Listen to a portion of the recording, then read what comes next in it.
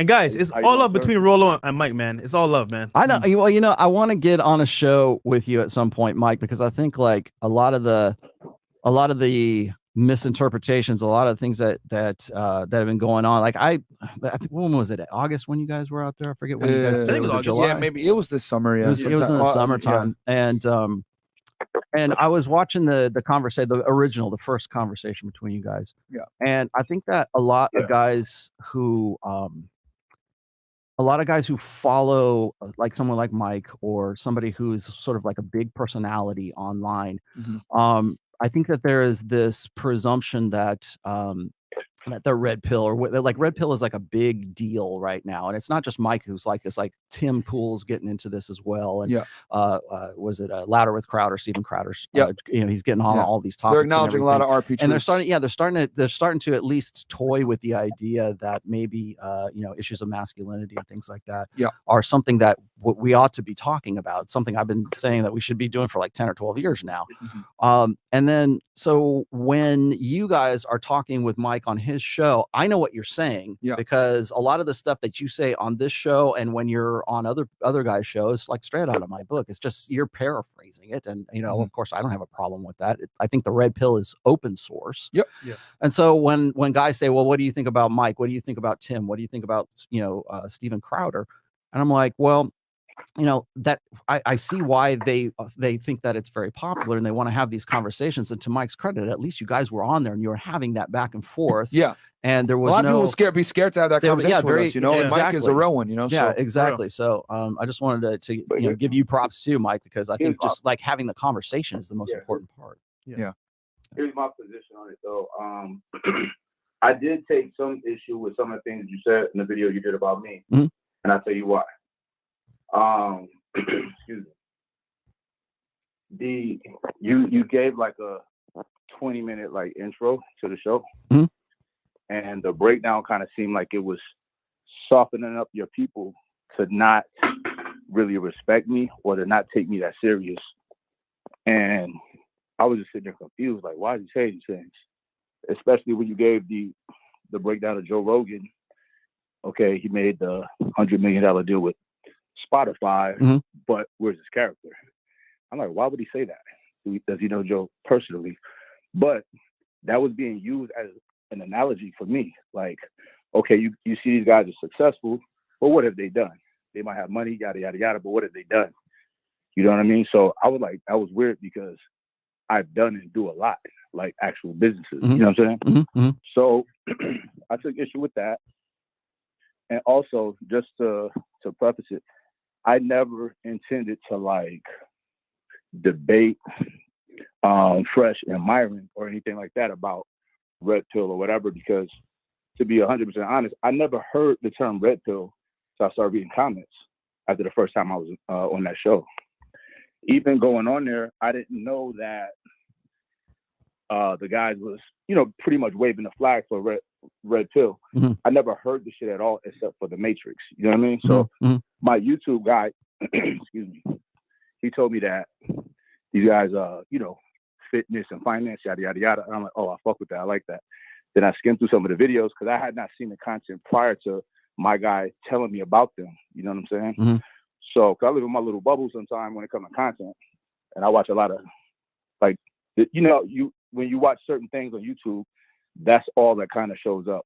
And the stuff that I watch is like science-based, nerdy shit that I'm really into. So I had not seen the guy's content. So I never went on there with a position against red pill or anything like that. Now, I did get very defensive with a lot of things that people were saying about me, because it wasn't just you, it was a lot of people making videos about me. And it was like, come on, God, like, none of y'all really know me like that. You know what I mean? To be saying these things, but it's all good because nothing salacious or it wasn't crazy like what anybody was saying. However, I've had instances when people were trying to like really like fuck with my career, throw me under the bus or whatever on YouTube, but I'm still here and they're not. So I don't worry about that kind of stuff. But I think you're a very intelligent guy, charismatic, all of that. I see why people really fuck with you.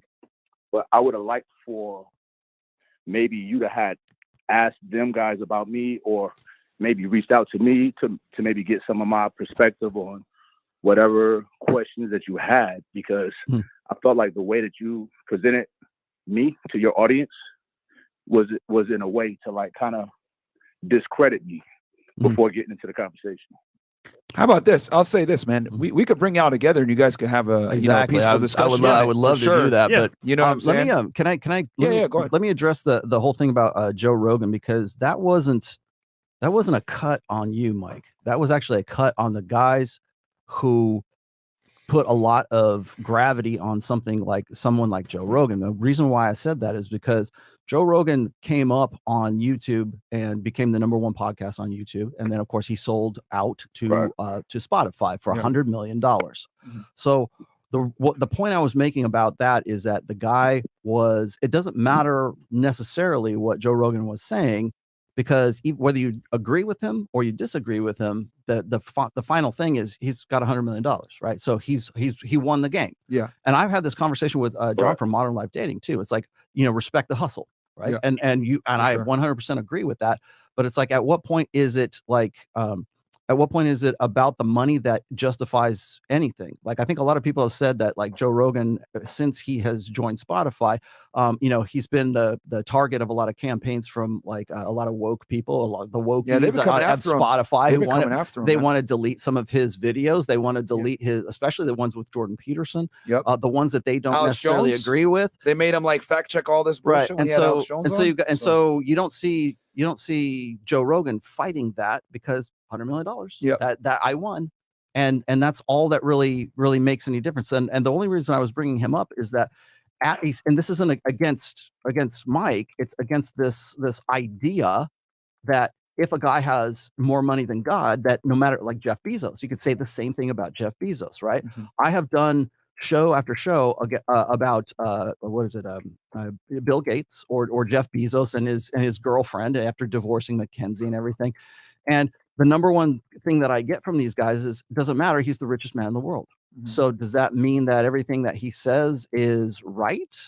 Or is it he won the game because he's the richest guy in the world? I mean, as far as I'm concerned, when it comes to somebody like Jeff Bezos' mentality is still very blue pill. How do we know that? Well, he's got more money than God. He could be living like Dan Bilzerian if he wanted to, but he doesn't. He wants to get with a Lauren Sanchez, a dirty Sanchez, and that's where he's at. That's what he wants to get with. And I just brought this up recently when I was talking about the Leonardo DiCaprio amogging on Jeff Bezos with Lauren there, and it was funny and it made for a really good show. But again, I was still getting those comments even at that point where they're saying, well, it doesn't matter because Jeff can go get 10 more girls just like Jeff Bezos if he wants to. But I said, yeah, but his mentality is such that it's not all that money is not changing his mind. It's just that that's just the way he is. As I was saying before, that guy who was saying, how do I, what's the most hardest thing to learn when you're sort of unplugging? It's changing your mind about yourself or being open to ideas that are maybe conflict with what your sort of ego investments are. So when you come into information that challenges those ego investments, then it's sort of a hit on you. It's an attack on you. So like, I'm not attacking Mike. I'm just saying, like, here's the red pill. Here's the stats. Here's the numbers. Here's what's going on. We talk about this all the time whenever you guys are on here with the girls or anyone else for that matter. And we just break down the stats, and people have a really tough time with this because it's challenging things that they grew up with. And I'm sure, Mike has made a lot out of himself. I would love to work out with you, Mike. Please, let's work out. I mean, you're definitely on top of your game when it comes to success and all that stuff, and you're right there. But when we say, hey, 42% of births are out of wedlock right now, and we have that conversation, well, maybe something along the way of that conversation challenges one of your old school beliefs. And that's kind of hard to deal with when you've got a lot of money that says, well, it doesn't matter because I got all this money, so I must be doing something right. So you give, and this is not Mike's case, but you give a lot of money. I believe Mike was has something to say. Oh, okay, go ahead. Oh yeah, I want to tap in before you go too far, but there's nothing that I've ever heard statistic wise or foundation wise that the red pill preaches or teaches that was foreign to my beliefs, right? Mm-hmm. So that's not the issue. There was nothing about the tenets of Red Pill that offended me at all, ever. Like I get it, you know what I mean? I think I embody everything that is prescribed for guys to live by, you know. But it was kind of put out there like me, like, I mean, I think you literally said you can't listen to Mike because he's always had the looks, the money, yada yada yada. And here's the thing: let's say looks, right? That's subjective, and I don't think it's as important for men, right? Now we can change that by, well, we talked about it on the show the other day, like, the more money you got, the better you look, for one, but also we can work out. You know what I mean? Mm-hmm. That will change how you look, how people perceive you when you walk to a building. And this is just something that I've been doing. Like, I was a skinny kid with big teeth and big eyes and big feet. You know what I'm saying? I was an ugly duckling. I had to grow into who I am. And it took a lot of self-work, right? And it took a lot of me denying myself of the temporary pleasures of women, of hanging out, you know, sacrificing fun to work. You know what I'm saying? And I've always been that way, even to this day. Like, if I party now, I better dance to make sure that I'm up super early in the morning in the gym. You know what I mean? That's just, I have my priorities aligned. Excuse me, getting over a cold. But yeah, so it was put out there in your videos, particularly, that I don't get it. I don't understand the struggles of a normal guy or average guy. That couldn't be further from the truth, because I've been not just average, I've been below average. You know what I mean? Mm-hmm. So I know what it feels like what guys are going through. And I'm like, why would someone derail these guys from listening to me on advice on how to come up when I've been where they're at? Mm-hmm. I've probably been in worse spots than where they're at. You know what I'm saying? Mm-hmm. So I know what that struggle is like, and I know what that sacrifice is like. I think the only difference that I have with a lot of the teachings is I won't tell guys, I won't give guys like tips on how to get the girls. I'll tell the guys, like, stop fucking chasing the girls and get your money together, get your life together, and then everything is so much easier. I think that's the only difference. But outside of that, I just felt like the representation of me wasn't fair because you don't know me. You know what I'm saying?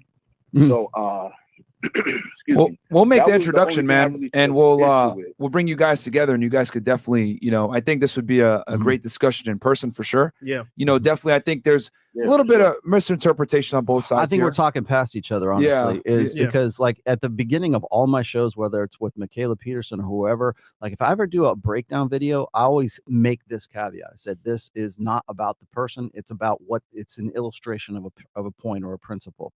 Now, when I had Justin Waller on my show not too long ago, Justin was a fat kid. He was a tall guy, and he even showed the pictures and everything of how his come up, because I knew what was going to happen. I think Mike is sort of misinterpreting things here, because a lot of the guys who follow like my work, or a lot of like sort of the black pill MGTOW doomer guys, want to say, well, of course, look at you. You were born, you won the genetic lottery. Of course you were born on, you're born on third, and you think you hit a triple, right? Yeah. I mean, that's the whole, that's what they'll say, that's their mentality. And I was matter of fact, I constantly try to say, it's not just about looks. It's not just about money. It's a combination of all that. And yes, are looks important? Absolutely. Is money important? Yes. Is mindset important? Yes, absolutely it is. But I think that when I say I think I was pre-expecting like what was going to be thrown at me, like, oh, well, he's 6'4", he's muscle bound, and he's got good style and everything else. So of course he's going to be considered an alpha by you guys, and the women are going to love him. He's the top 20%. It's what they don't see is the hard work that goes into that. Yeah. And I think that's pretty much obvious with Justin and with Mike as well. So I think if anything, I was trying to preempt that what they were going to throw at me at that stage too. So and I'll say this, we'll definitely bring you all together, because I think it would be a very interesting discussion, because Mike has obviously worked really hard to get to where he's at. Mm-hmm. You know, he lives a polygamy lifestyle, bringing 2 chicks in the studio and all that other stuff, which is lit. And obviously, Rolo, you have a huge body of work that that, sure, that I would love to do that. In fact, ever since you guys went there the second time, I was like, we got. We'll make it happen. Have a good show. We'll definitely make it happen because I know there's a lot to appeal here, and I know there's a bunch of guys that want to ask us questions, but. Mike, let's definitely. I'm gonna hit you on the side. Let's definitely set something up, man. You're always welcome to Miami anyway. Regardless, always, man. You just show up and Yes, sir. And I know you're down in LA too, so welcome. I mean, I'm not too far from there. Yeah. And shout out to Mike Rashid, man. Sure. He a real one. Go ahead, Mike. You got some? No, I said you guys and Rolo, you as well. Y'all are always welcome to my show as well. So let's do it. Okay. I'll come there. You guys come here. Whatever. We're gonna be out in Cali again, probably. Sometime in the near future, early 2022, right? February? Yeah. Well, remember Aiden? Okay, never mind. Oh yeah. We'll be in Cali. Yeah. Well, no, but we are going to be out in Cali because we got to look for the second studio. We need a second. Yeah, studio, so we got to be. We got to go West back to LA Coast. regardless. In early West Side! 2022. West Coast Avengers. So let's get it. But no, man. As Let's you know, do it. we're gonna definitely make it happen. But yeah, man. Yo, For sure. Mike, as always, bro, you're welcome to come on the show Shout- anytime, shout man. to you, We Mike. like you, Thank bro. you, guys. Thank you, big bro, right there. Cool. Let's Shut up, Mike. freshman.